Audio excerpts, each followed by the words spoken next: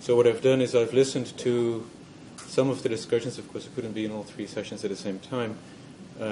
These presentations now, and also remarks I heard during the coffee breaks from people, to, let's say, give you some of the impressions that I got, some of the ideas that I've picked up. I should say that I feel a little bit guilty about what we're doing to you, because FET is all about disruption, about radically new things, and you're trying very hard to find, let's say, a systematic way to go about disruption, which is, of course, a bit of a contradiction in terms. But anyway, now I know somebody who's a journalist, and when they investigate a story, they always have all these questions that start with W, like who, what, where, how, all of which start with W.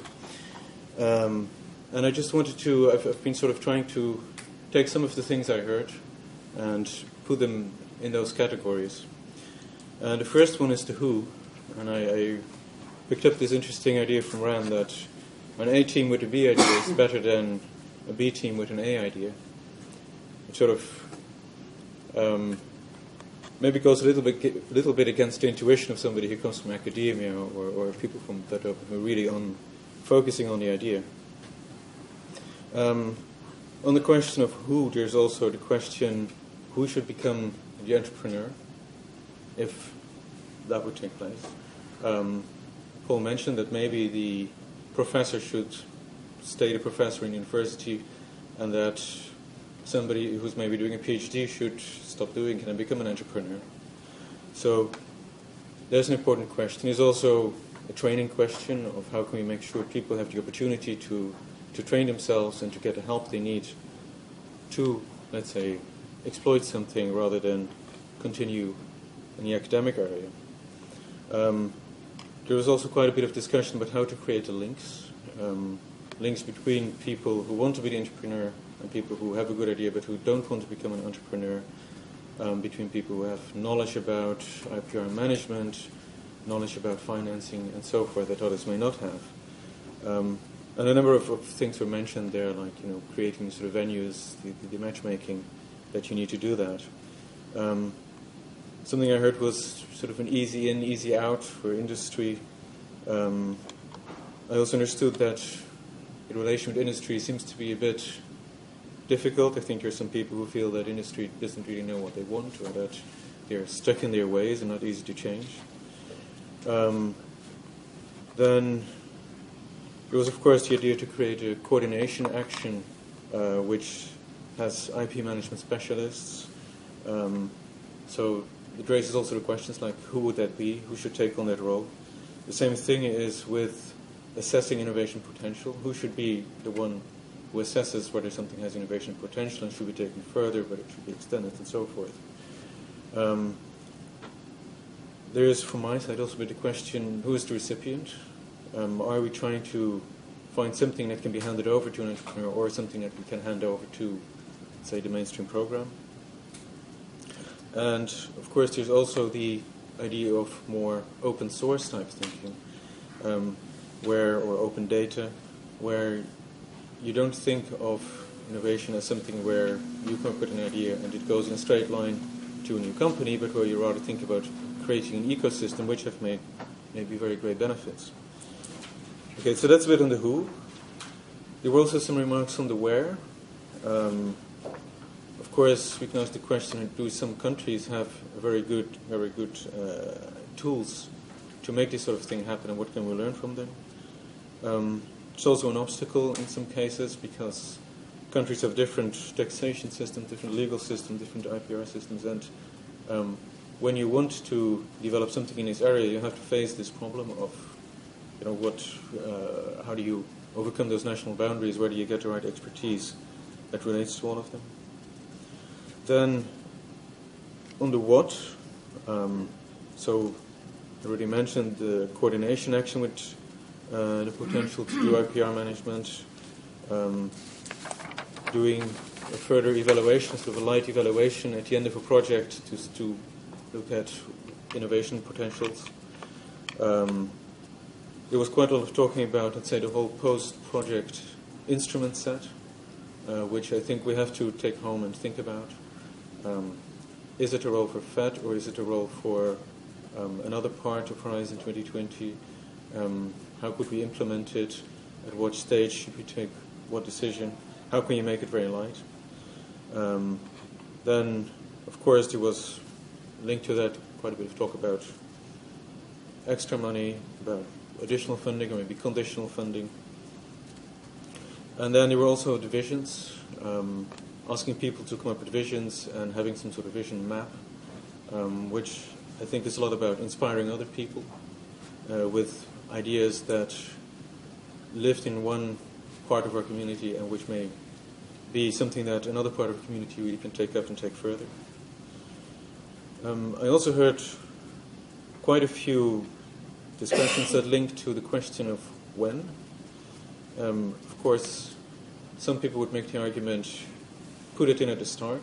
It's much better if you think of innovation right from the start. There are also quite a few voices that this happens in the middle and you need flexibility. You probably find some opportunity when you're in the middle of your project, and at that point you should be able to go after it. And as I already mentioned, there is also quite a lot of interest in the end of the project, where you finish the project, but at that point you know that there is something which has a potential and you want to have some vehicle to be able to exploit that. So it seems that all these moments in time seem to be important.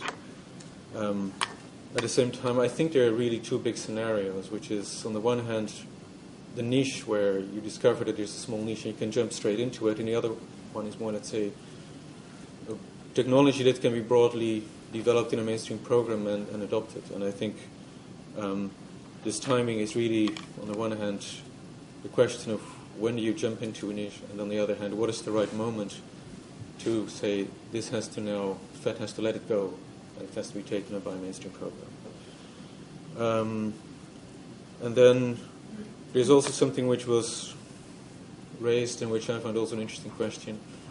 For many more long-term researchers, it goes without saying that everything goes public. You publish publicly, everything goes open.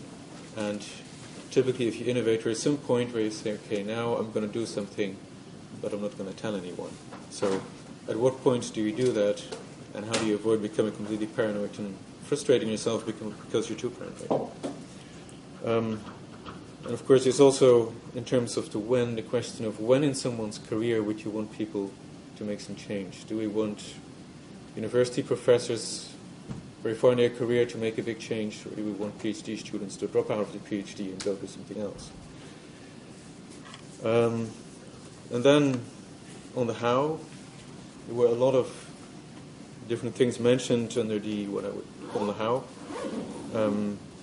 Looking at obliging big companies to buy something from participating SMEs, creating a climate for real-life scenarios, involving IPR management companies, creating these matchmaking events where we get people to meet, using a FET conference for that. Creating more, let's say, the full system where you are able to control the whole process from the beginning till the end. Also, I found interesting the remark that you need to give people some constraints and make their life difficult, because otherwise they will not have creativity. Creativity comes from constraints. And, of course, also the important element of technologies for enabling innovation, or enabling technologies, and what you can do with those, the sort of ecosystem that you can create with those. And, of course, I then ask myself the question, with all these hows, how should we choose between them? You know, we have to look for examples that have worked elsewhere and say, what can we learn from how they worked? Of course, to some extent, in some cases, we can use trial and error, try them out and see what works. And, of course, we also have to think about how long it takes to create a certain change. There are some hows which we could do fairly quickly. There are some which would take years to build into a program. And then finally, I have the question of why. And why, to me, translates very much to incentives. Why would people want to do this? Because they can get more funding out of FET. To change their career, what is their real incentive to change their career? Is it an incentive to see the technology you made being exploited? What sort of financial feedback might you have from that? You take an idea from there, go through less basic research to applied research, and in the end you commercialize it, as if it all happened in one straight line. And this has been very much criticized because, well, if you look in the literature, there's a whole list of reasons why that never happens, and it almost never happens. So I think we should be careful in all these ideas that we don't sort of fall into that trap and try to design schemes where we assume that everything will happen in a linear fashion, because usually it doesn't. And the second thing that I've heard quite a few times is people who say, I have this success story, this is why it worked, you should oblige everybody to do it. And I think we should always be a little bit careful from our point of view. From administration, it's always very simple to create some sort of hurdle and say everybody has to go through this hurdle. But you always have to ask the question, is it something that worked once? Is it something that works in a particular context? Or is it really something that applies to every single case that we have in our program? Okay, so I'm looking forward to reading some report, and it was very, very interesting for me. I should stress that this comes at a very good moment. As you may know, Council and Parliament are now coming to an agreement about Horizon 2020, so that it sets sort of the framework for the next 7 years. At the same time, we are now working on the work program for 2014-2015, so we're now looking at what sort of mechanisms we put in there and what sort of things we can do there. So any suggestions now come at a very good time. It has to do with FET Open, with FET Proactive, and the way, for example, we manage to scope and set the topics and the priorities there. It also has to do with the flagships, where we're now looking very actively at how we're going to make them work, especially starting 2016. So this all comes at a very good time. I hope that we'll have a report online. I hope that you will then have the opportunity to react, to maybe give further ideas that you haven't thought of in these 2 days, and that other people can also react to it, people who have not been able to be here these 2 days. And with that, I would like to thank you very much for your participation, for all your valuable suggestions, and I would also like to thank the COFET team for the excellent organization of this event. Thank you.